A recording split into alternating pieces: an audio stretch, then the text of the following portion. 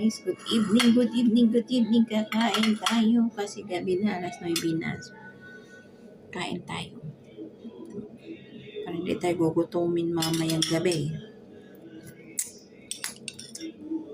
Kung maintindihan ang lasa nito. Ayan, tirang manok. Sunog pa. Okay lang. Kain tayo.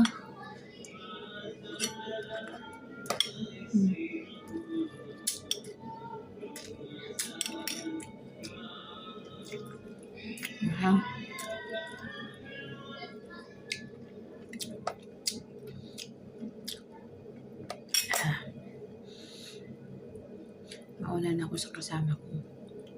Nandun pa siya sa baba, nagbabantay ng bata.